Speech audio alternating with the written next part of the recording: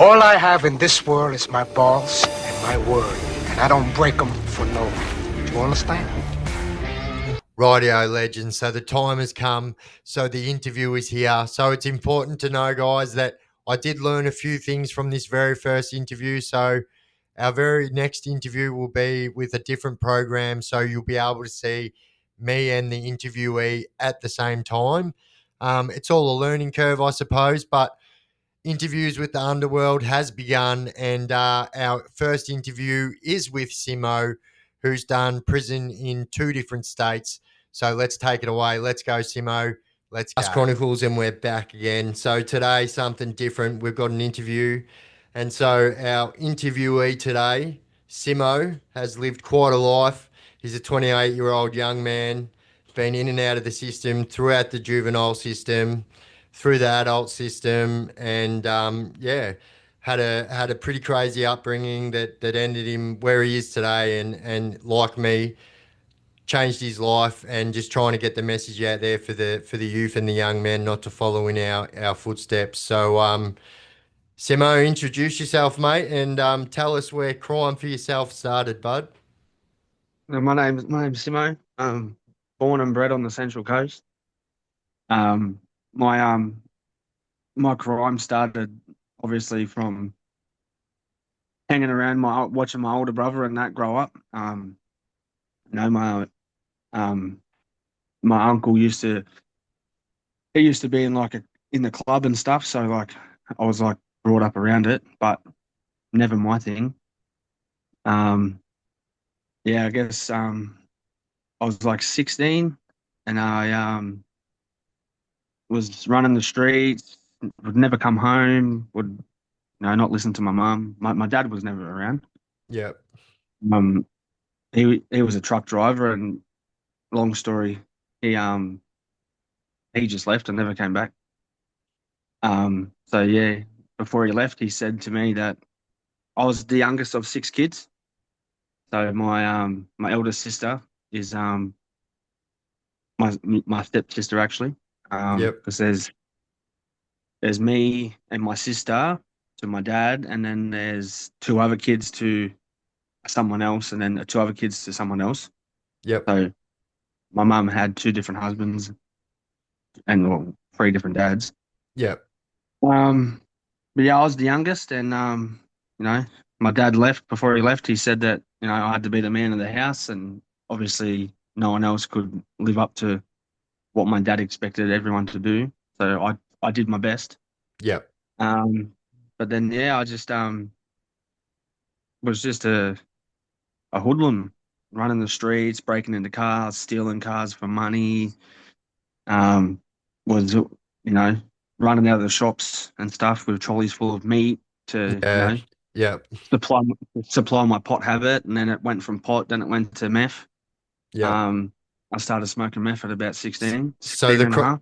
the crossover from it's interesting to me, right? Because like in my day, right? Like I'm 42, right? So I'm a little bit older than Yeah, yourself. In my day, the crossover from like weed to other drugs was just so different than what it is now. Like the younger yeah. generations just go straight from straight from weed to meth. So how'd the first time come around for you? So I know I would have been 16. My brother would have been around 18, 19. Um, so my first drug before weed would have been a spoonful of gas straight in my mouth, like the boys, like my brother and the boys, they would come around, they would party, and then that's where it all started for me. Like, what's Yeah. that? Like Yeah. give me some, or not, I'm the youngest and too, then bro. Yeah, so yeah, so yeah, they'll just offer it, and I'll just be like, yeah, it's mad, give that here, and then happy days, but not really happy days, but at the time it was. yeah. You think it is? Yeah, And then yeah, just my life just spiraled from there. I was playing soccer from 13 up until about 18, and like I was really good at it. Um, I had got an opportunity to play for Central Coast Mariners, but I turned it down because I was too worried about the drugs. So yeah, yeah, um, it was a bit of a roller coaster, like. And then I ended up getting arrested for stealing my principal's car. Yeah, yep. Um, he threatened to expel me from school, so I took his car, and then my first juvenile sentence started there, and then I got out when I was 17, and then I Damn. turned 18. So your first time getting arrested for stealing a car, they put you straight in juvie for that. Yeah, so Damn. I wouldn't say straight away, but there was other things that led up to me doing that. Breaking into schools, Yeah, and yeah, like yep. it was just a lot. Stealing cars, stealing motorbikes. Yeah, yeah. But that was the icing on the cake, was it? That they said, yeah, Yeah, that was just the icing on the cake, and they just said, "No, we've had enough of you." But I did 3 months, and then um after that, I got out when I was about 17. Um, and that would have been in like 2015 to 2016. That was yep, my first sentence, and then I got out. I turned 18. I was out until about I was out until about the end of 2019. I would have been 19 years old actually. Um, and then yeah, I went back when I was 20, and then my first time was adult prison, Parkleigh Correctional Centre. yep. Um, that was a big eye opener for me. I've seen a lot of shit there. Like it So was hectic. so your 3 months, you done your first sentence was 3 months in juvie, yeah? Yeah, I did my first 3 months in juvie. And I'm actually going to civil court for the time I was in juvenile because I witnessed some no good stuff that happened to other Yeah, inmates from officers and that. yeah. Duty of care, Um, mate. Take them. You've yeah, yeah. people getting sexually assaulted, plus myself. So it was See, yeah, these are things what people don't understand, right? So you were in juvie, and people wouldn't imagine in their wildest no, dreams like that that kind of thing goes on there, you know? it doesn't, and like no one from the outside looking in really sees that. Like Yeah, that's I right. am, and I never told anyone until I think it was 3 years ago. I only Yep, just told my mum, so I would have been like, I'm 28 now. Probably would have been like 25 when I told my yep, mum. yep, Um, but yeah, like leading up to my juvie, like I was getting abused in my own home. Like yep. um, I would have been like Damn. 11. Yeah, I would have been like 11. My my sister got sexually abused by my other sister's husband at the time, Wow. so your brother-in-law.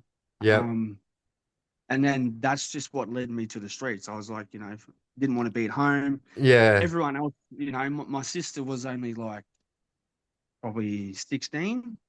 Um, and she ended up moving out. I was the only kid left at home because, everyone else left because of what was happening. Yeah. Yep. And they all thought, oh, it's not going to happen to him because, you know, Yeah. he can like look up, stick up for himself or whatever they would have thought, and then yeah, just Damn, that's what bro. started everything for me. I didn't want Yep. to be home, so I'd go out. I'd steal cars just to go to the watch house and stuff like that. Like Yep. it, So it definitely. So like that's coming from. So I'm not being a busybody. I've made yeah, it quite, on my page and stuff that I was sexually abused as a child too, and 100% pushed me in the direction I went in my life. Like it just made me a better person and made me have a different outlook from that point onwards. I would say. yeah, like it was looking back on it now, like a lot of my assault history from getting charged for assaulting and stuff would like I'd just randomly see a random guy walking down the street, and just from what happened to me, like I'd just start attacking them, like I'd just start attacking random grown men Yep. and just like full start punching them and stuff like that, and then I'd get arrested for it, and they'd be like, "Oh, why'd you do it?" And I didn't want to tell them why because it was You're shamed. back then when I was younger, it was frowned upon. Like Yeah. And not many people. you think it's your fault too. And there's a thing too, like with me, I didn't want to tell anyone because I didn't want people to think I was gay or something as well. Yeah, Like, exactly, exactly. That's what I didn't want people to think. And then it's just yeah, it was bad. And then I think it was only just recently, like 6 months ago, I got a message from one of my brother's mates. So my actual brother, one of his mates, Yep. messaged me, and he was asking me how I've been since I've been out of jail and this and that, and I said, yeah, I've been good. And then like I told him what happened with the brother-in-law, what he did to me, what he did to my sister. And then obviously he ended up doing it to his own kids, and they got taken by my other sister. She's got custody of them now. Um, and then I was telling my brother's mate what had happened, and then he's like telling me that he was sorry and stuff like that. And I was like, sorry for what? And he's like, oh, if you don't remember, don't worry about it. And I said, nah, tell me. And then he ended up telling me that he sexually abused me himself. Like he personally messaged me Damn. on Facebook and stuff. Yeah. So Wow. I took screenshots of that, and like it was just, yeah, that just sent me bang Yeah, back I to imagine it would have.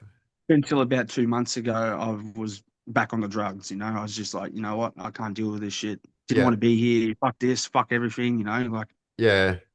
Bro, that would and have then that would have just like tipped your world upside down too, as well. Like especially coming from someone who you wouldn't expect it from as well, you know? yeah, no, I didn't even expect it. And then like, That's someone that was crazy. like meant to be really close and was like a close family friend and stuff like that. And like, I was just like, what? Like, as if this is going to happen again from someone that was meant to Yeah. be family, Like, Yeah. It's always the way though, isn't it? It's always someone that's very close to the family that that more does it. often than not, it's always, and It is. it's It's sad because like kids, like, I've got two stepsons, one's 16 and one's 14, so trying to lead them into the direction because, they're getting suspended at school and stuff yeah. like that, Yeah. like trying to explain to them what's happened and like everything, like they understand, but Yeah. like the generation these days is it's shit. Yeah, Like, and they look up to us in those like so for me, I've got three teenage boys as well, yeah. And that was a yeah, big turning point for me when I was a club member. And every single one of them boys at that time, if you had to ask them what they wanted to be when they were older, they would have said a club member. And I'm telling you, yeah, for me, that was heartbreaking because like I didn't want my kids to go through the shit I went through. Do you know what I mean? And like yeah, what what 100%. what they seen from the outside was like we had a mad house and mad cars and all this shit. But like, the reality was like from It the comes out. with a risk, like, yeah, Yeah, it does, bro. And this is what the youth need to know is like from the outside looking in, this life is, the good things about it, like the good cars and money and this and that is appealing. But what they don't understand is the fucking trouble you have to go through to make that to get it, money. yeah, Yeah, exactly. yeah, It's like it's easy to get the money to do it, but in the same time, it's hard because you got a lot of risks that come with it as well. yeah, and Not it's not the life. If I could go back 100%, I'd change everything. Like,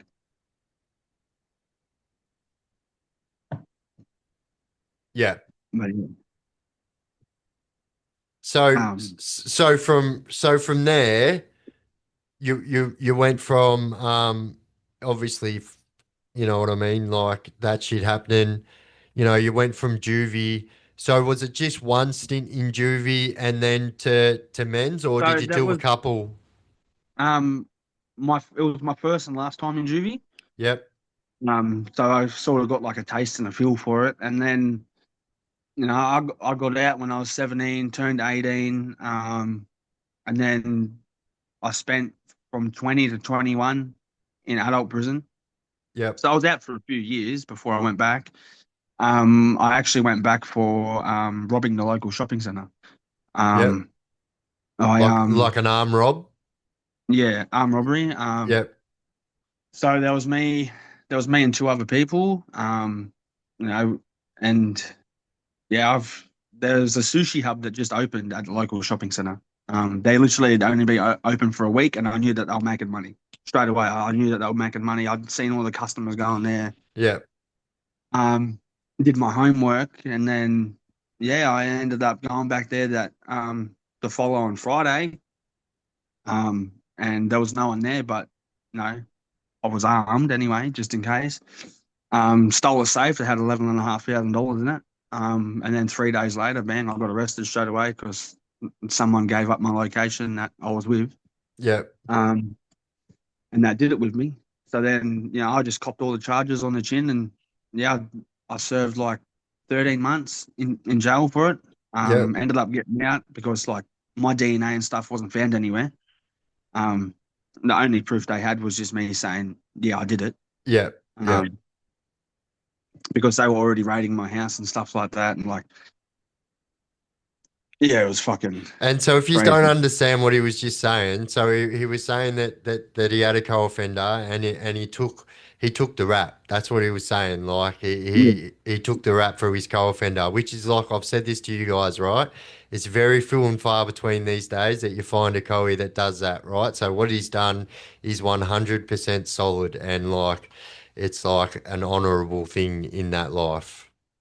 yeah, it is, and like I did that, and then I got out in 2020. No, that was 2018. So I went from the start of 2018 to the end of 2018. So like a whole year I did on remand, and then I ended up getting out. Yep. Um, I got out, and then I was on bail for about 2 years. Um, Flight risk, stuff like that. Like I had to report twice days, 2 days a week, every Monday, Friday. It was fucking crazy. I had coppers rocking up to my house at like 7 o'clock every night for curfew checks, and Yeah. Damn. Some that. bail conditions are hectic, aren't they? Yeah, and then I ended up finishing my parole in 2019. I was probably off parole for about a year. And then I ended up applying to join the military in the Northern Territory. Oh man. Um, and then I ended up getting accepted. So I moved up there to be with my mum, and because my mum got back with my dad. Yep. So I only like met my dad. So when he left me when I was younger, which was way The before I went to juvie. the truck driver, the guy that left and said, "You're the Yeah. man of the house now." Yeah. So Yep. my mum, so when I was in jail in 2018, my mum like was there. She was there. She was solid, like the shit that I put my mum through, I honestly don't know how she fucking put up with it. Like, excuse the language. I don't know how she put That's up all with right. it. But she was 100% solid, She would come visit me every weekend without missing a beat. Saturday, Sunday when I was in juvie, she would come see me every week. Bang, bang, Yep. bang. Yep. Um, and then when I was doing my first stint in adult prison, my mum, she she didn't even come and see me. Um, she pretty much had enough, and then she thought, fuck you, and she ended up moving and getting back with my dad.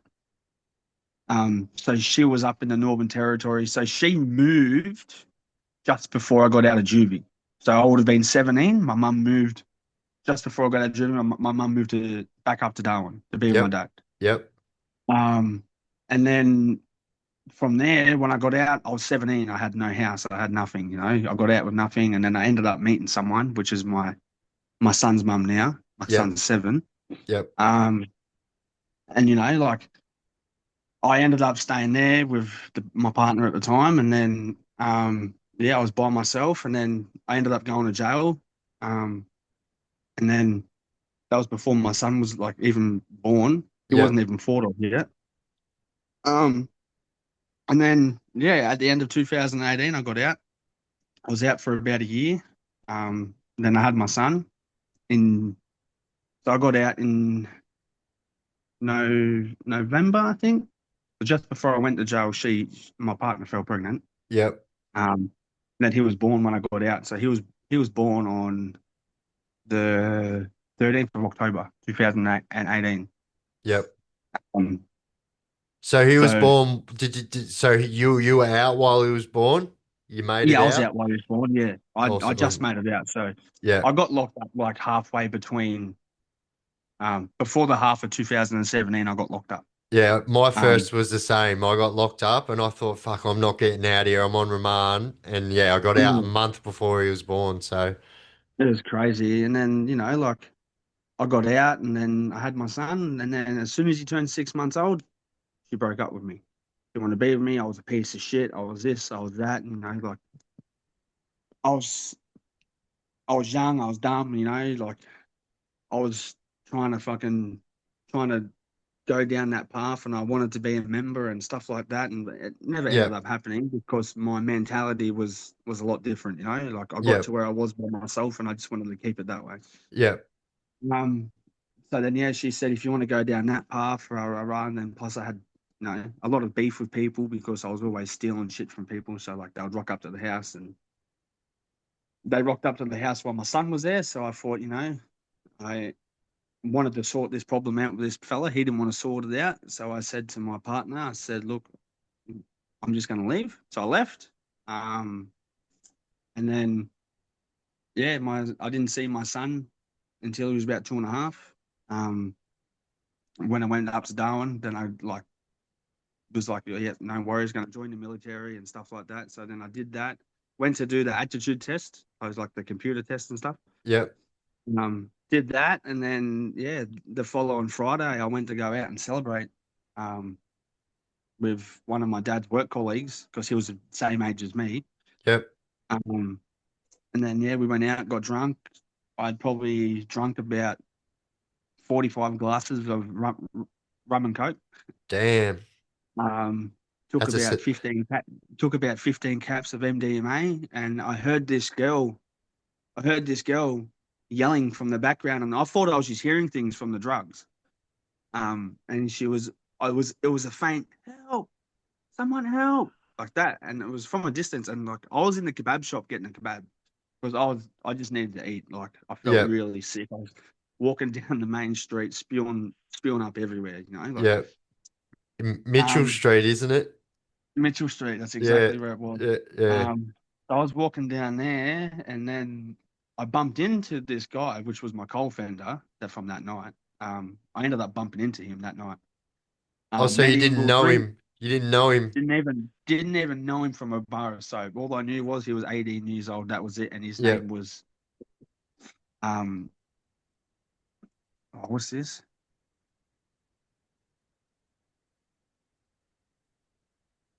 What happened there? Can you still hear me? Yeah, mate. You're still there. Yeah. And then yeah, like I did that.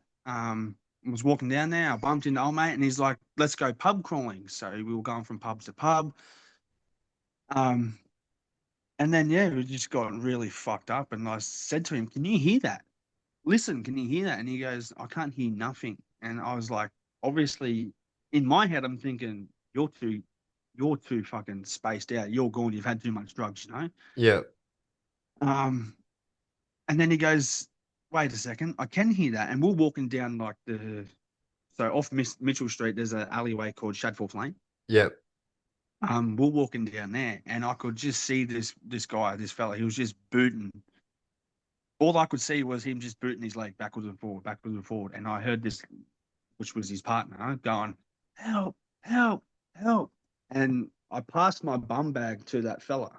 And I said, "Hold this. And whatever happens, don't get involved." That's what I said to him, because you'll make it worse. And he's like, "Yeah, all right, no worries, no worries." So I walked up to old mate and like pushed his chest, and I said, like, "What do you think you're doing? Like, if you're going to do that shit, go back home and do it. Don't do it in a public place where everyone can see it." There was like 30 other men watching it, and they weren't even doing nothing. Damn. And the cops didn't even come over, nothing. And then I thought, you know what? And then he said, who the fuck do you think you are? Don't tell me what to do. I said, "You're bashing your missus, and she's like defenseless on the ground, curled up in a ball, crying, her eyes out, saying, 'Help, help, help.' And you just keep, you're continuing to do it." Yeah. I said, Weak. Weak as I piss. looked like he was a bit taller than me. And I said, "You're a fucking weak cunt. Pick on someone your own size," is pretty much what I said to him. He ended up jabbing me in the mouth, and then that was it. I just seen red. I grew up watching my mum get bashed by my Yeah. uncle and stuff like that. So I just seen red. And then I just annihilated this cunt. He was knocked out on the ground snoring, and I just kept on hitting him and hitting him and hitting him. He ended up going into a coma, fractured his skull in 3 different places. He was leaking brain fluid out of his ears and his nose. So he Damn. was now dead. He went into a coma. Then he woke up 3 months later, luckily. And then I went to court for it. My co-offender that night, so I got arrested half an hour later. on the same night. Yep. Went to Macca's. I looked at my mate, and my phone was dead. And I looked at that guy I was with. I said, "Give me your phone. I need to call my mum. We need to get out the fuck out of here right now. I'll get my Yep. mum to come pick us up."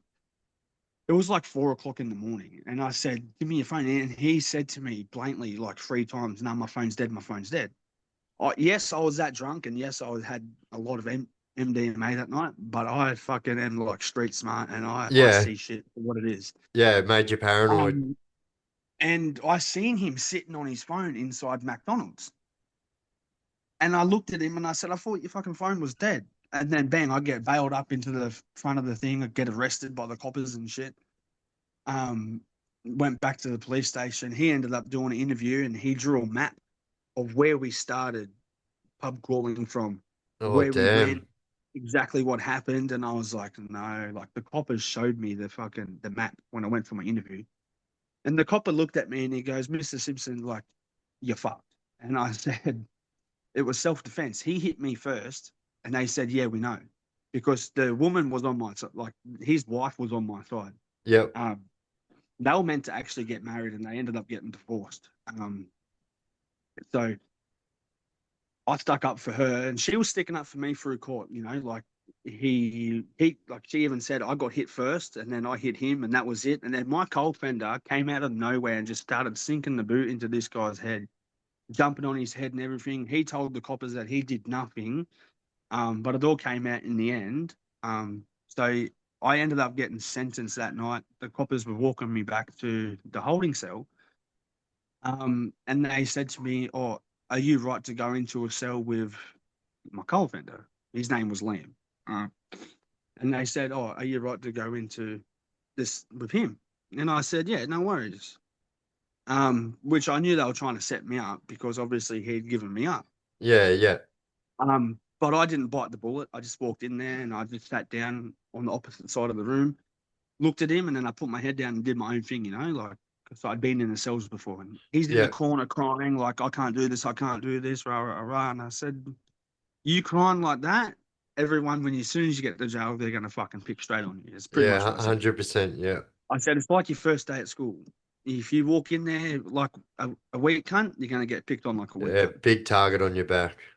Yeah, and then he's like, "I can't do this." Rah, rah, rah. So we ended up spending from the Friday till the following Monday till we went back to court. So like 3 days we spent in Holt's prison. Yep. Um, he ended up staying in local court, and I was in Supreme Court. They bumped me straight up to Supreme. Um, he got 4 years fully suspended with no jail time. 18 months I was served with for my time, and then I had to do a year in with 8 months on the outside to suspend a sentence. Oh, yeah, like a CCTO, I think they're called, or something like Yeah, that. Yeah. yeah, it's weird how they do it up there. Yeah. So then I was like, you know what? No worries. I'll do that. I'll cop it on the chin. Ended up getting out from the watch house from that first night that I bashed old mate. I was outside for 8 months. I was on parole. Piss test. I was a flight risk. I couldn't leave the territory. I couldn't do nothing. I couldn't fucking fart without getting in trouble. Like, Yep. Yep. couldn't even go. They had me on the drinking ban register. I couldn't even drink alcohol. Couldn't even purchase alcohol. Couldn't even be a licensed premises. Every pub that I went to, because that fella that I bashed was local, I'd get kicked out straight away. Yep. And then, yeah, I ended up was out for 8 months, and then never heard a peep from my colleague again after that. Then I went back for sentencing on the actual 8 month mark. So it would have been like June 2020. And then Smack bang yeah, in the middle of COVID. smack bang actually just before COVID. So no, it was June 2019. Actually, sorry, my Yep. mistake. Yep. Yep. June 2019, I went back and I got smacked with the 18 months, and then she got out. I was in there, and then there was an officer in there that knew my Cowie really well. And he come up to me and he goes, "You got fucked over hard." I said, "What do you mean?" He goes, "I know your Cowie's family and that like very well. He goes, I go hunting with the dad. And I was like, oh yeah. And so he ended up telling me that my Cowie, his own uncle was his lawyer. So realistically, that's a conflict of interest. Conflict of interest, yes, I was going to say, yeah. So he ended up staying in local court because of his uncle, right? Yep, yep. He got the 4 years fully suspended, no jail time, while I Because was it's in only Supreme Court. 4 years maximum in local court. Yeah, 4 Yep. years maximum in local court. So he got that chucked out, and he paid $500 for his bail, and he got it, right. Damn. I put up $4.5 grand plus a car that I had, and bang, denied bail straight away. You're doing 18 months. I was Yep. like, you fucking serious? Yep. Fuck, shattered. So fucking shattered, and then from that day, as soon as I got sentenced, from that 18 months, my mum moved back down to Sydney because she'd moved up because I was in juvie. Yep. And then she just was like, no. So she ended up breaking up with my dad, and then she moved back down here. And then all up, I stayed in the territory for about 6 years. And then like majority of that time I spent in custody. So yeah, I got out in 2021. So I was 4 months into my 18-month sentence, and the Crown appealed my sentence, and they slapped me with an extra 3.5 years on top. So I had to. It was Damn. all up on the top. All up on the top. It was 4.5 years. Damn. I served 18 months, and then I did. I think it was like just under 3 years outside on a suspended sentence. So I couldn't go anywhere. Couldn't drink alcohol. The parole would come check me at my house and breath test me and piss test me every night. So I did that. What, so you were saying your mum? Yeah. So, yeah, when I got out of prison in 2021, my mum come and see me. She would have come and seen me twice or 3 times. Yep. And then she said, "Look, I'm going back down to Sydney." And just pretty much she'd had enough again, And then, yeah, I got out. I moved in with my dad, and I was working. I was still on a suspended sentence. So I had a 3 year, 2.5 years suspended sentence on the outside. Yep. I couldn't purchase alcohol. I couldn't even be at a licensed premises. So I couldn't do anything. Yep. Parole would come and do random breath tests, drug tests. I'd have to go to the parole office and stuff like that. So then, I was doing all that, and then when I got out, I was probably out for about 3 months, and then I ended up meeting my daughter's mum, and then she was actually a mate. She was a mate of the person that I went to jail for that I bashed. And she goes, "What'd you go to jail for?" And I said, "Oh, I went to jail for bashing Michael," and she thought that I was just big noting myself. Yep. To try and get her to get in my pants pretty much. And then I said, no, Google my name. And so she Googled my name, and then she didn't even know that this fella had like bashed his wife. And then we ended up dating, and then ended up having my daughter, and then we were together for about 18 months up until about 2023. We were together, and then I was 3 months off finishing my suspended sentence. Yep. That was meant to finish in 2023 on December. And then I ended up going back to prison because I put my hand up for her charges. So she ended up bashing one of her friends because apparently she could see that I was attracted to one of her friends or whatever. Long story short, wasn't even true. So I said to her, like, where's all this coming from and stuff like that. And she was doing dirty behind my back. Yeah. And then, she ended up bashing her mate because she thought we were doing things. And then, she come and picked me up. She said that she called my dad and said her and my daughter might have COVID. My daughter was 6 months old. And she goes, "Oh, me and my daughter might have COVID. Can you come to the hospital with me?"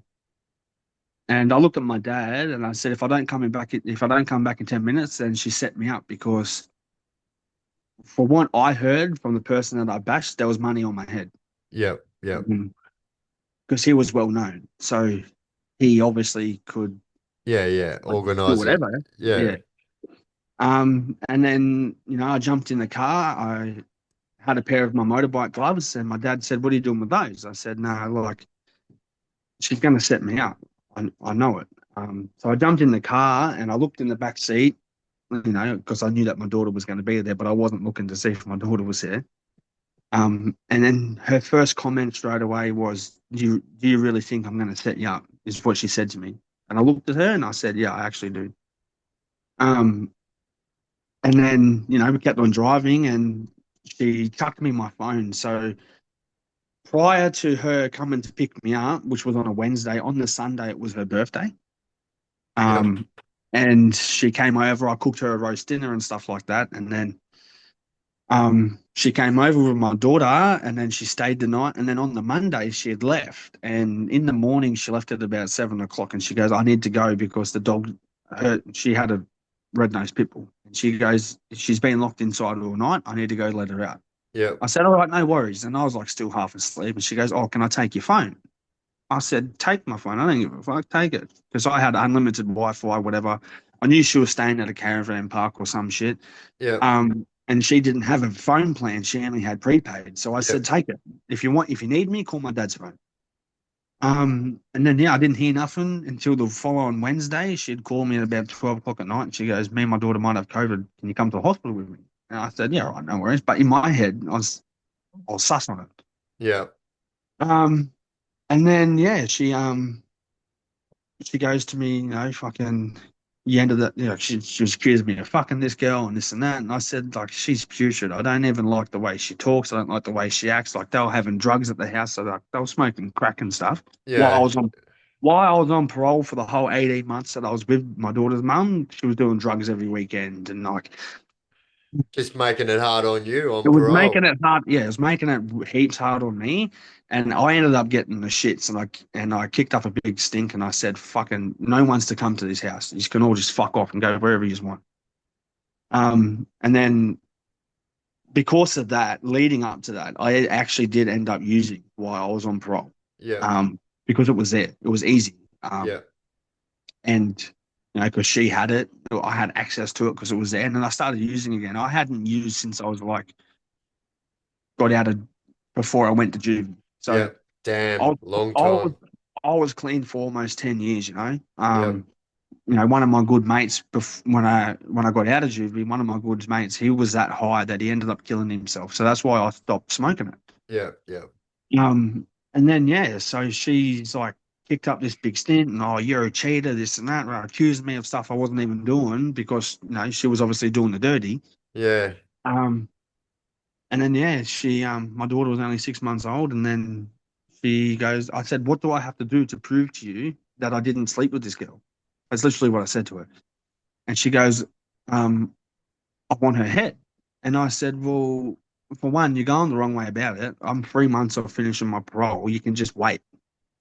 If that's what you want to do, then just wait or go do it yourself." Yep. Yeah. Um, and then I ended up getting the shits with it, and I said, "Fucking, you know what? Like, because I really fucking like this chick." I said, "You know what? Whatever. If that's what you want, that's what you're going to get." So she ended up coming to pick me up, and she threw me my phone, and my phone was ringing. And I said, "Who's that?" And she goes, "Just answer it." So I answered it, and it was that friend. She goes, "Oh," so she was messaging this chick off my phone, pretending to be me. Oh, damn. Yeah, and was this chick had like smashed her crack pipe or whatever, and she wanted a new one, and she wanted drugs. So she was messaging off my phone, pretending to be me, saying, "Oh yeah, I can get you one." This chick had two suitcases of her clothes ready to come stay at my house that I didn't even know about. So Damn.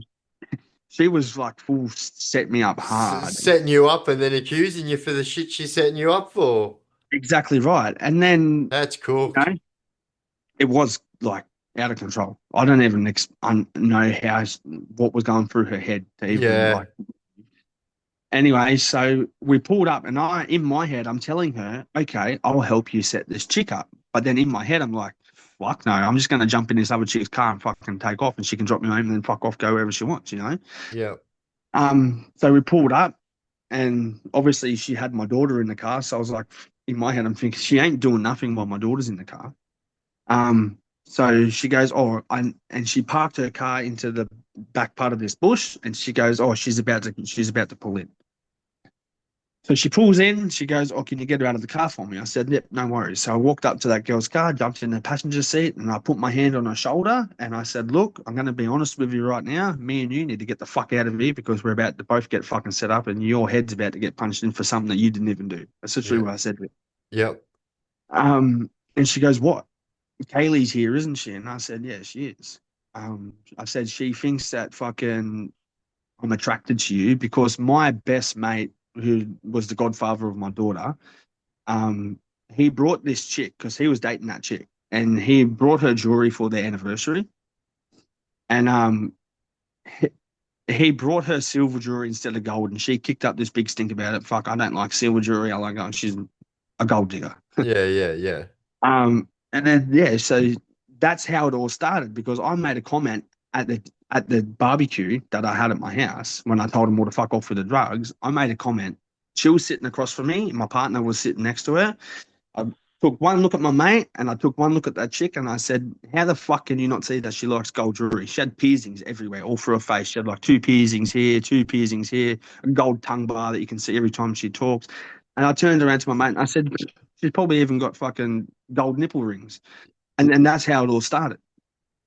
And then I was a piece of shit for fucking saying that. And that's how it all Yeah. started. And Damn. then while I was talking to old love in the car, my partner had run over, opened the driver's door, unplugged her seatbelt, Spartan kicked her straight in the head, dragged her out of the car, and started kneeing her and shit on the ground. Like this poor girl was screaming for her life. And I literally just froze and I was like, flight or flight. I ended up taking off in that other chick's car. Yeah. And I just left both them girls there to deal with their drama. I was fuck this. Like I was ready to finish my parole. Like I had a full-time job. I was a manager of this fencing company that I had a company car, and I was like, Yeah. nah, fuck Yeah. this It's a shit. whole I'm like situation you knew that. nothing about, bro. Exactly right. And I was just thrown straight into the deep end, and I just took off with that lady's car, dumped it, and Yeah. then my partner ended up driving down the street, and she seen me walking out of the bush, and she picked me up. She goes, "Where's the car?" I said, "Don't even fucking worry about it." And then, because I'd pulled over on the side of the road in that other lady's car, and my partner pulled up beside me, and she goes, in my head, I was thinking, hoping that she'll just drive straight past me because I was going to turn around and go back pick up that girl. Yeah. And she goes, "Oh, follow me." So I followed my partner and like dumped the car, and then like where it had been set up at was like not far from the hospital. So that lady had walked to the hospital and like ended up getting my partner charged, but never mentioned my name Yeah. because she knew that I had nothing to do with it. Yeah. Yeah. Um, and then 3 days later, so on the way back to the caravan park, my partner turned around to me and goes, "I need you to blindfold your eyes. I don't want you to know where I'm living." And I was Whoa. like, "Okay, Big, whatever." big And red flag. little did she know I had my eyes covered, but I could still see under the blindfold. Yep. Yep. Yep. I didn't have it on properly. Smart move. And then we've pulled into the caravan park where she was supposedly staying, which is actually where the cops had her staying to get information on me about the assault. Um, so I've walked down the road. I got rid of. So my partner stole that lady's handbag, her phone, her money, everything. Just left her there, you know. And she goes, "I don't know what to do with it. I'm going to get done with it all." And I was like, oh. So here's me getting involved when I don't want to. So I ended up dumping everything for her. Got rid of everything. And then I think it was like 3 days later. So that would happen on the Wednesday. Then by the Friday, she gets called in for an interview. I was standing next to her and the cops called her. And they go, such and such. Yeah. Fucking, you need to come in for an interview. This is what's happened. Rah rah rah. And she started freaking out. She started losing her shit. I can't fucking go to jail. We've just had my daughter and rah, rah, rah, fucking. And I just looked at her and I said, fucking, here's what it is, mate. Like, you didn't Yeah. want to listen to me. You didn't want to take my advice. I told you were going to get done and you went fucking 100 miles an hour, bullet the gate, tunnel vision, and now you're fucked. Yeah. Yeah. I Do the said, crime, do the fucking, time. exactly right. And I said, like, you didn't want to listen to my advice. I said, being a career criminal, I tried to give you the best advice what to do, Yeah. and you didn't want to 100%. listen to it. So yeah, that night that I got rid of that lady's stuff, I ended up going through my partner's car. And under the driver's seat, I found a Google phone, Yeah. one of them Yeah. encrypted phones. Yeah. And Yeah. I looked straight at her and I said, the only people that have them is police informants or bikies. And I said, you're not a fucking bikie because you're a fucking female. Yeah. I snapped that phone and wet it under the water, and she started crying. She bawled her eyes out to me, and she goes, "I'm gonna fucking get in trouble." Rah, rah, rah. Anyway, fucking, I ended up running from the caravan park, and I was hiding in the bush. And she literally, the paddy wagon rocked up. I watched the paddy wagon rock up to her caravan. Right, she was staying in like number 6 caravan, and she tried to tell me that the fucking paddy wagon stopped at number 5. I said I could literally fucking see your twig body talking to the coppers. Yep. Mm. Damn. She was talking to them for a good hour and a half before they left, and I was in the rain, stuck in the rain, in the middle of the bush at the back of fucking Coolinga fucking caravan park, Yep. sitting there in the bush watching. And she literally, the paddy wagon drove off, and then she walked around with my daughter, and she goes, "Oh, you can come back now." So I went back there, and I like just played off like nothing happened, like I didn't see anything.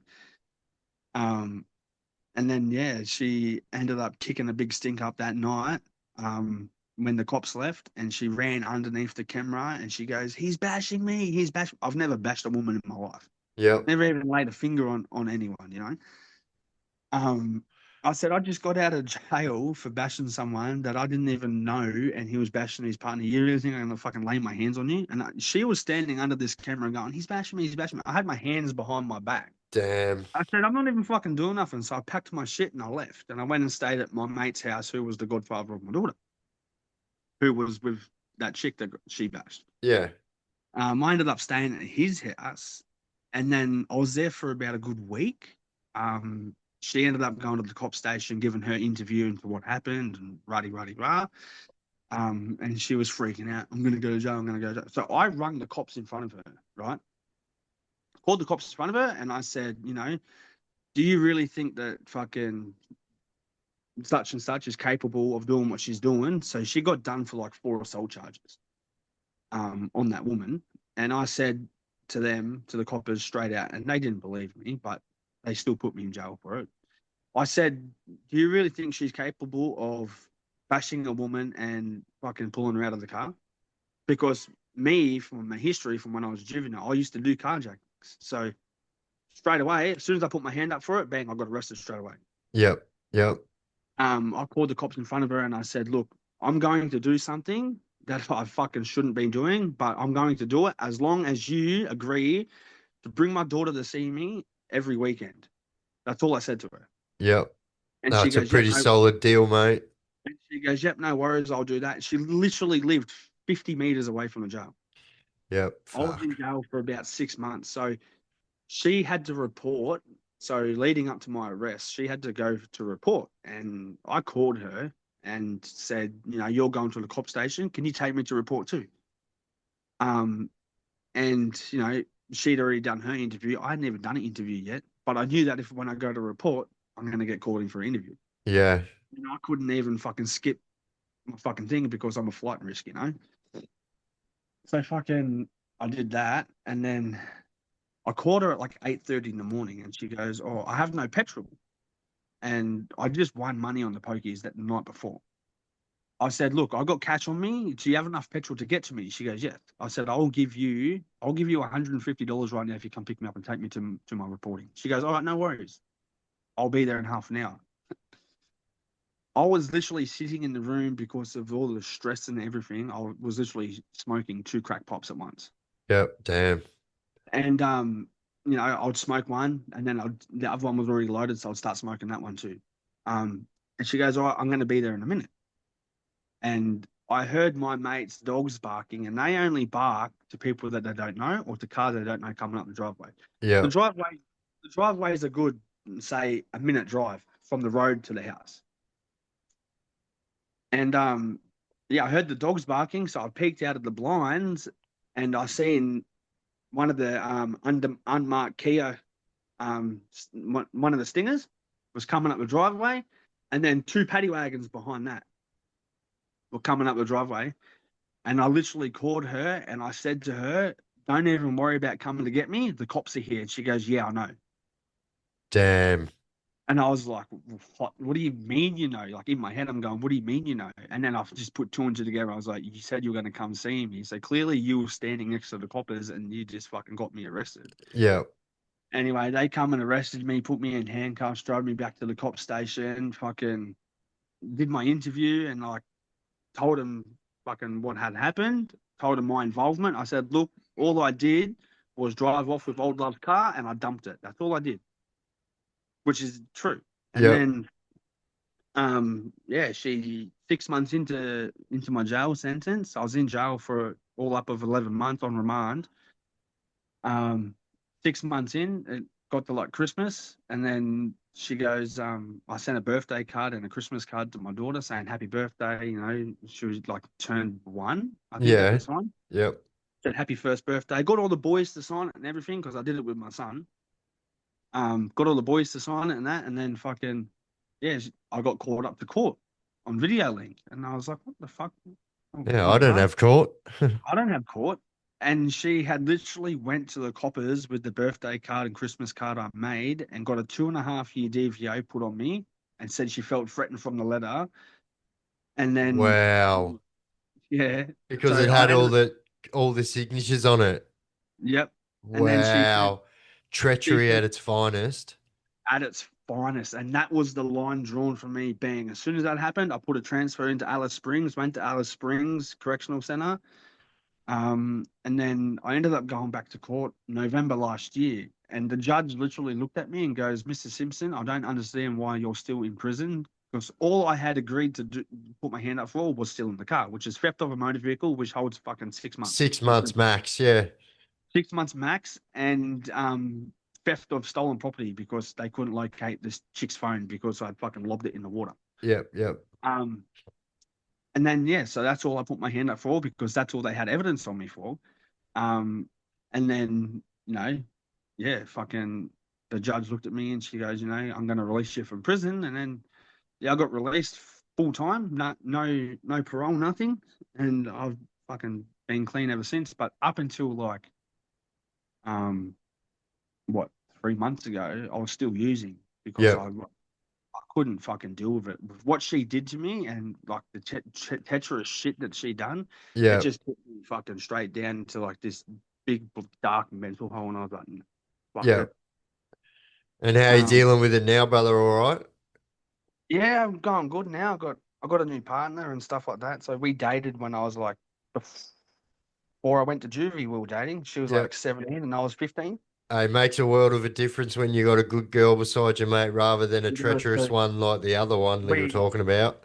we reconnected after 10 years since we got together, and then yeah, fucking been solid ever since. Fucking working now, got my motorbike license now, so like doing Yep. okay for myself, better than what I was back then, and like stuff like So, that. So like, so, look, all that shit you've been through, like, let's be honest, that's like not your average run of the mill fucking, you had a pretty rough gig from yeah, the it's like onset as a young kid, you know what I mean? exactly, and like doing time in Sydney, like back here, is completely different ball game to up there. Like me being a half caste fella, and they're all like full Aboriginals. Like They look down on it, don't they?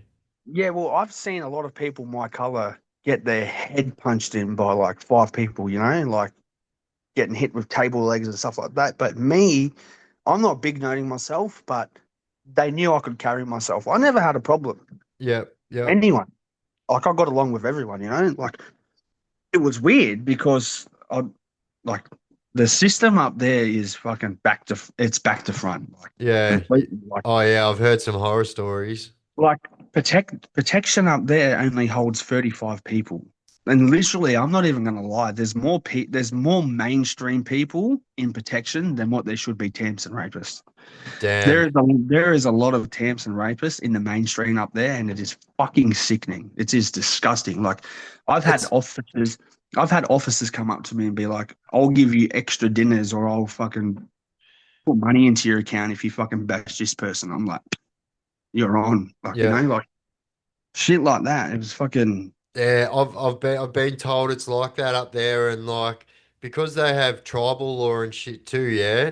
yeah, And so like a lot of shit is fucking like what's seen in our culture as fucking putrid is not so much seen now. Don't get me wrong. All I'm saying is like when it comes to prison and that, like yeah, it's just a whole different ball game up there. Like like you said, this fucking the yeah. rapists and stuff are Like in the main and I was playing football with this fella. He'd been in jail for about 10 years, maybe. We used to play touch football together, and it wasn't until I got out of prison in 2021 that I'd Googled his name, and I was like, "Whoa, I was playing football with you, cunt," yeah, like, and like he had held a gun to this chick's head and like made him fucking do shit to her, and then like she ended up falling pregnant, killing herself, and that, and I was like, "Whoa, cunt, like damn. I'm playing football with you, bro, like wow, cunt, like." True horror story. Hey, so when Oh, the reason I got onto you is because one of the videos I was watching on your TikTok. Do you mind going into a bit of that, like some yeah, of that's the all right. crazy people you ran into in your time? Yeah, that's fine. Because I think that in itself is a unique story as well. Because like yeah, it's just a story that not everyone has the Not everyone, opportunity. yeah, like yeah, it's crazy, like I've had a lot of people on that post. Actually, you probably would have seen it, saying fucking, Bradley Murdoch was in protection, this and that, rah, rah, rah. You know what? Each to their own. He probably was, but when I was there, he wasn't. He was in mainstream. Yeah. Like, No, I heard he ran. I heard he um, ran mainstream the whole time. That's what I was told. like he did good for himself. Like besides fucking getting sick with cancer and dying and shit. Like, Yeah, he was up in the kitchen. He was running the kitchen. Had the kitchen was running good. Like we used to get good meals. yeah, Fucking, he used to fucking make fucking, what would he make? Custard from scratch. I don't even know what went through his head to do it, but it was fucking like it was fucking good. Like, yeah. Some people make good jail food, mate. and then like, yeah, he got me onto making caramel slices, and still now I made one the other week for the partner and the kids, and fuck I'm no, like, making one right now, brother. yeah, Oh, bro. they're really good. Like, How good is it? and like I get the biscuits and then put the butter in there with it, melt it, and then I get the chocolate, mix it, and I'll even get like the Allen snakes lollies and stuff. Oh yeah, yep. I chop that up so it's like a Rocky Road slice, and it's fucking Oh nice. yeah, that's a good idea. Yeah, and like get little marshmallows and put them in there, but it's good. Like the boys and that used to do it all the time, and like It's it's it's crazy. it's it's good. It's good. Some of the shit like that's why I'm doing it at the moment because I was talking about it and people said, "Oh, you should make some videos on some of the shit you used to make in there." And I'm like, "Oh, Yeah, yous will well, be like blown away." I put a video up the other night. You probably would have seen it. Our power went out, and I literally made noodles from the hot water from the shower. That's what I used to do in jail. Yep, yep, Um, like, yeah, my partner was like, "What the fuck?" I was like, "Don't worry about me. If we ever get stuck anyway, I'll fucking cook anything." yeah, 100%. And She said to me, I said, "Look, I'm going to cook noodles," and she literally turned at me. She goes, "You ain't sticking nothing in my PowerPoint." And I said, "The power's out." Like, yeah, yeah, that's right. You're not gonna, yeah. um, That's another thing that people trip out on as well, the way that we freaking you get started. hot water. Yeah, Yeah, exactly. oh, and the hot water as well. Like when you say that you literally use live wires and stick them in a cup of water, they're like, "There's no Like, way." yeah, Yeah, it's crazy, like, yeah, fucking like I never really hung around him that much. Like I seen him like through like the system here and there. yeah, Um, I ended up making it down to Sector 7 where he was. So they got like a lifers block down there. There's probably in Sector 7, there's probably what A, B, C, D, E, and F. So there's probably 4 or 5 units there. Yep. And F is the lifers block, which is where Bradley was with all these other fucking serial fucking pests and shit, like Yep. um and yeah, fucking he was down there, he was working in the kitchen. I probably sat with him about 3 times in the whole 2 years I was there, like Yep. um because I didn't know like much about him. Like I'd heard Yeah. stories about stuff like that, but I was like, I reckon it's yeah, dodgy if you tough ask guy. me, mate. Like I don't Yeah. I reckon more evidence I'm just saying, more evidence points towards that bloke's friggin' misses than Bradley Murdoch. Oh, 100% it does, like, and that's the thing, like, he's literally got called up to reception and like the coppers said, if you fucking show us where fucking old mate's body is, we'll give you fucking parole. And then he fucking literally came back to the unit and he goes, and he was laughing. He goes, how the fuck am I going to show them anything where I don't even know anything? Like it's Yeah, bro. crazy. Yeah, I've Like, watched lots of docos on that, bro. And like, if you ask me, like at one stage, that bloke almost got out because like the he did, little, yeah. He was, yeah, and because they had little to no evidence, and yeah, like evidence it's not hard to plant. Like no, fucking and that look what guy, happened with me. Like like it's yep, fucking yep, it's not hard. It just it's yeah, fucking bro. easy. So all right, all that said and done, where you're at today, what's your message? What's your message for our young men and the youth and that kind of look up to blokes like us in that life when we were in that life that is, and what's your take on it, and what can you say about like what you think about it? Well, I guess like from my experience and what I've been through, like it is pretty easily led into that lifestyle, but it's all about the mentality and what you want to come from your life. Like Exactly. Yep. if they if you're going to go down that path of being a criminal, expect to get treated like a criminal and your life's going to be shit. Like Exactly. Yep. you won't be able to get a job. You fucking You like can't even get a house in like you, some states do criminal checks now. If you got a criminal history, you're not getting a Yep, house. exactly right. Like it makes life so hard, and Oh, it does. it does. Like, and just think about what you're going to do before you go out and do it, because That's right. I For can end yourself up in for some juvie. bullshit reputation that means nothing, this reputation that you're building on the street, like it's a whole different world when you get to prison. That street reputation means dicks, It means nothing. It's shit. yeah, and yeah, so I look, thanks for having a chat with me, brother. It's been fucking mad. That's all And right. yeah, well, It was good to be able to chat and like share my story for everyone else that wants to actually watch and take some advice from it or whatever they can from it. 100%. And like living in that life, when it comes to like meth and that, right? Isn't the treachery when it comes in that life is just on another It's level? it is another level. You can't like yeah. It's it's It's weird. I can't even. I don't have words for it. Like that. That's how fucked up it is. Like yeah. Oh, well, one more thing before we go, Simo. yep. I did hear you mention a bit of another crazy story on one of your videos. You reckon you could give us a quick rundown on that? Yeah, it's fine. All right, let's go. Who's that? Andy Aubrey. Yep. Yeah. So he majority of my time, I spend down in the maximum block, which is where he was, maximum Yep. security. Yep. Because I obviously did a prison riot in 2020, May 20, 2020. Yep.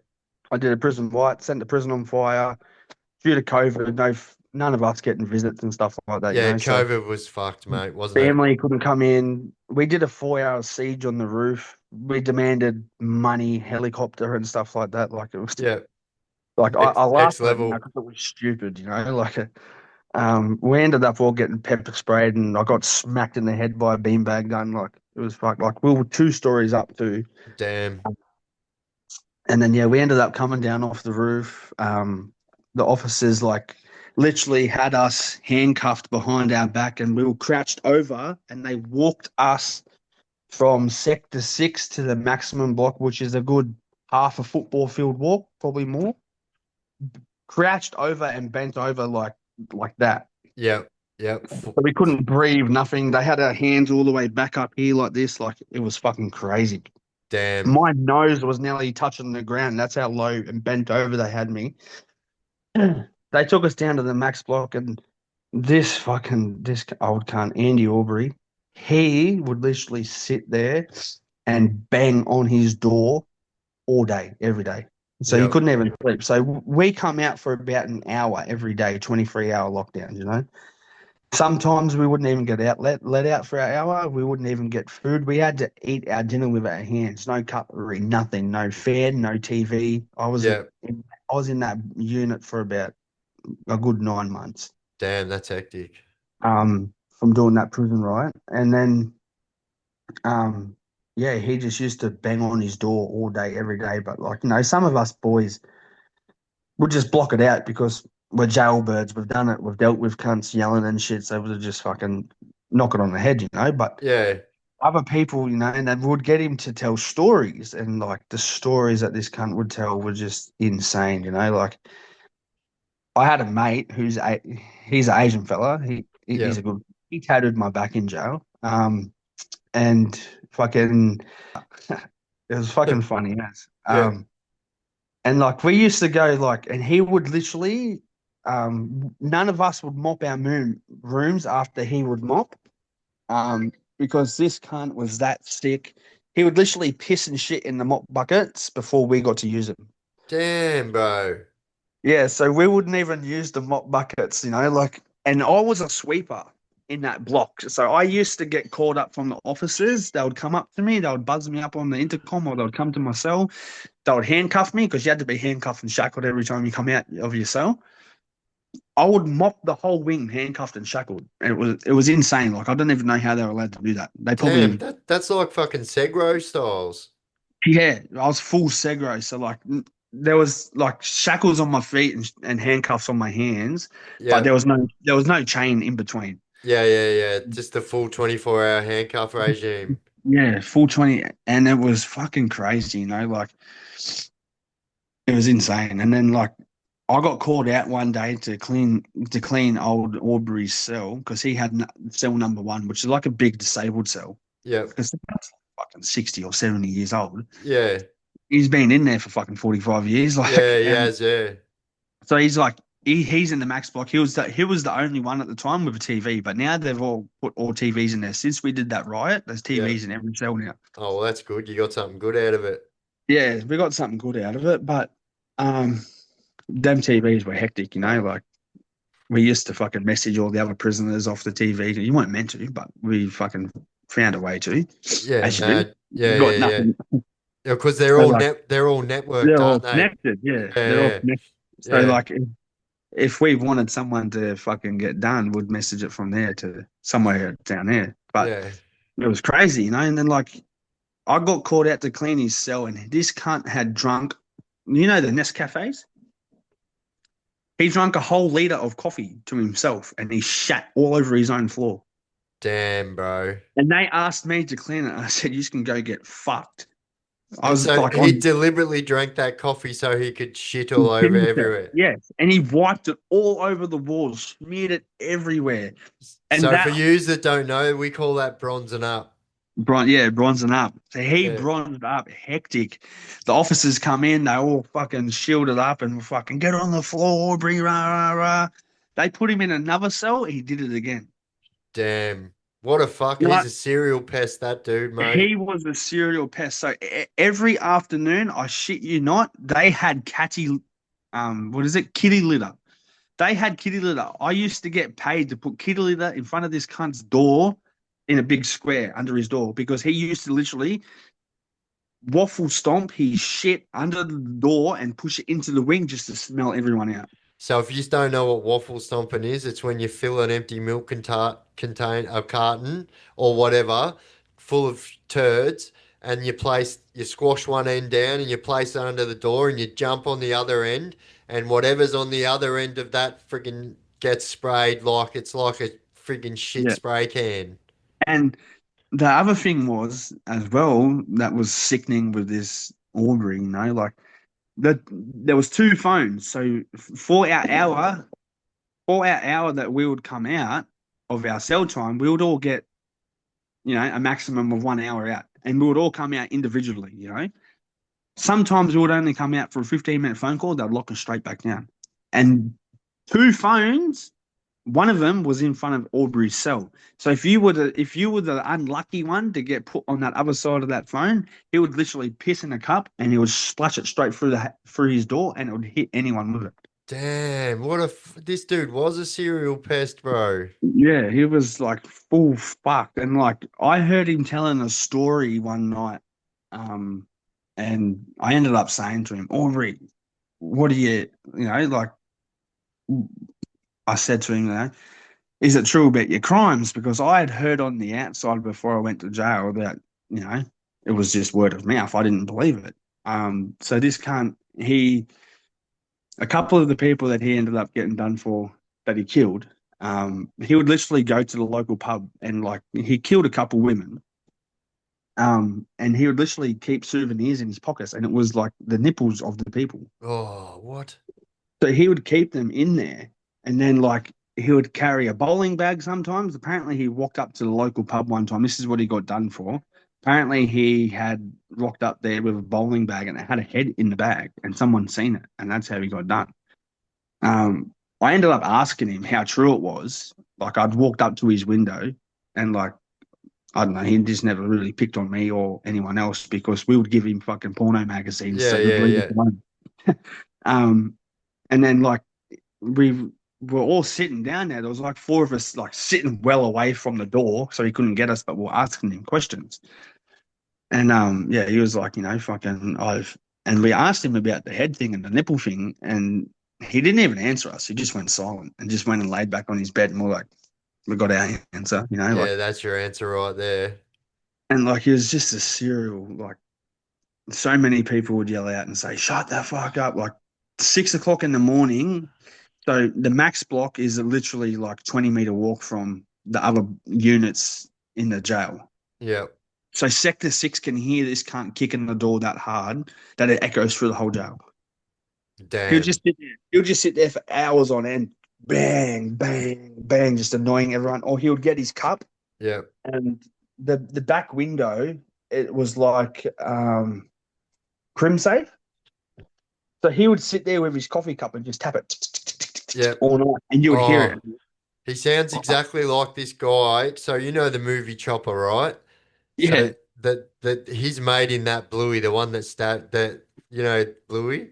So yeah, that's yeah. that's based on a real character, Greg Bluey Brazel, right? And this guy, I was stuck in the slot with him, and so my young mate goes, "Oh, I just introduced Greg to me sister." I said, "Oh yeah, who's Greg?" He goes, "Oh, he's down in the end cell." I said, "What's Greg's last name?" I thought of Brazel straight away. Yeah, yeah. He goes, "Oh, Brazel or something like that." I go, "Brazel."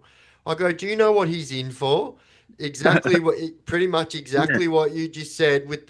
He used to cut them off as well, and fuck that. Yeah. so on this day, because I said to my mate, I go, he's a serial sour grapist, mate. I go, don't introduce him to your sister. And then I Mm, swear, for the next 48 hours, with his shoelace, he tied his plastic cup to his fan, and then on my wall, just bang, bang. bang, Yeah, bang, for 48 hours straight, mate. Like I was going insane. it's And fucked. and people like that, they just become professionals at being serial pests and doing They people's heads do like, in. and they know how to hide it. Like there was this one sex offender that I come across in jail.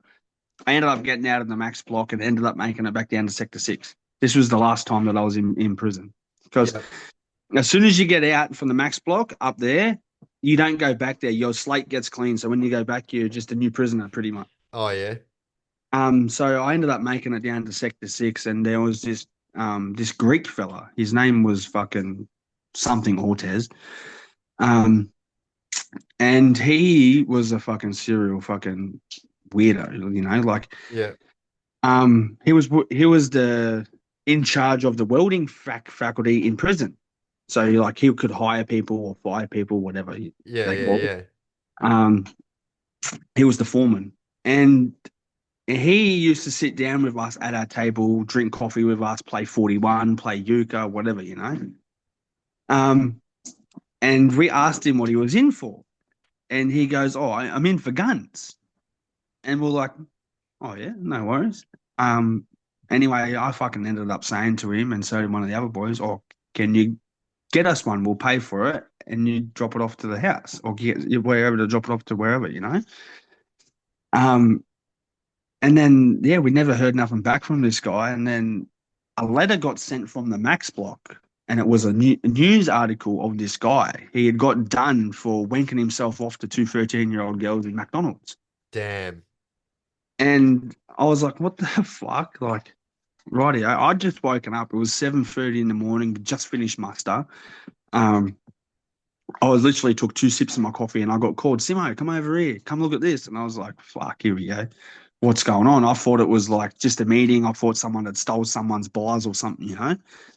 Um, so I thought, fucking whatever. So I walked in there and my mate goes, look at this news article. And I read two lines of this news article. It said Benjamin Ortez had wanked himself off to two 13-year-old girls in Macca's while he was high on drugs. And a couple of other people had told me to leave it, not do anything, rah, rah, rah, because, like, you know, they're all through the jail up there. You can't really Yeah, do anything. yeah. And they said, well, if you fucking bash one, you got to bash all of them. Rah, rah. And I said, well, I am who I am, whatever. Fuck yous. I'll do what I want. And yeah, I fucking walked up to this cunt with a news article. He had sat in his room, didn't come out for a whole week, didn't go to work, nothing. He would sit up in the back cage and he would look out into the distance and just sit there all day, every day. Just spying. And just doing head miles in his head Yeah, because he was going to court. And yeah. fucking, I walked up to him and I said to him, like, with the news article, I waved it in his face and I said, "Oh, you like wanking off to two 13-year-old girls, do you?" And he looked at me and he goes, "That wasn't me." I said, "Your fucking name's right there. What do you mean it wasn't you?" And you know, normally I would have just fucking punched his head in right there and there, but I gave him the opportunity. I said, "Come into the bathroom for a smash." And he goes, fucking nah, whatever. And then I said to him, you know, does your wife know what you're in here for? And he goes, nah. She thinks I'm in here for guns. And I was like, what? And he had kids that would come visit Damn. him every weekend. These kids would come and visit him. I said, you're a fucking Surely sicko. they read the papers and shit. I have no idea. And as soon as I got this news article, I just looked at him and I said, you know what? I shouldn't even be offering you out for a fair smash. I said, come into the bathroom now. Let's have a fair smash, one on one, you know? And he said no. And I just jabbed him on camera. I just whacked him, bang. And then I just fucking peppered this cunt. Yeah, good. I just grabbed him by his head and kneed him like 20 times in the head. His head was out here. He walked straight up to the office. Yep. Luckily, I didn't get taken back down the back because one of the officers turned the camera off. Oh yeah, nice. Yeah, the And I was cop like, you know, the like, officers hate them just as much as we do. Like they're yeah, human as 100%. well. 100%. Like the officers would come up to me and be like, "Oh, Simmo, see that cunt there, the eye scan? He's no good." And I just walk up and just fucking start laying into these cunts. Like, it's Yep. disgusting, you know? Like, I don't understand how most of them, like, what even goes through their head. Like, you know, I used to sit there from the other cell and I'd like question them and be like, why do you even do it? What the fuck goes through your head to want Yeah. to do that? You know, like I came across this one fella. He literally, we used to call him the tree dropper, drop bet. We used to call him. Yep. He dropped out of a tree and raped a school teacher, and he ended up doing like 10 years or something for it. I was like, Yeah. what the fuck? Like, are you really that desperate that you need to like sexually assault someone to fucking get like, you know what Oh I yeah, mean? and Like, it's the meth too, bro. The meth just fucking inspired a whole new generation of these sour grapists, bro. it's fucking foul. Like, It's putrid. But listen, we're gonna have to leave it there. that's all Mate, right. hey, thank you so much for the interview, Simo, mate. You've been an absolute Thanks so legend. much for having me. And yeah, so we'll leave it there. And yeah, like I always say, and like Simo just said, like it's not a life you want to live. Like not even just prison, not even juvie, like just a crime life. Like You heard him say the treachery he was going through with the person who he loved. Do you know what I mean? And she was putting him through more hell than everything. And it's just like comes part and parcel with that life. You know what I mean? And it's just not worth it, is it, brother? Not anything that you want to fucking deal with. That's for sure. It's not. That's it. It's All right, not. brother. Well, we'll leave it there, mate. Thank you, Simmo, so much. No worries. Thank you. All right, guys. I've been the Chaos Chronicles. We are out. All right, legends.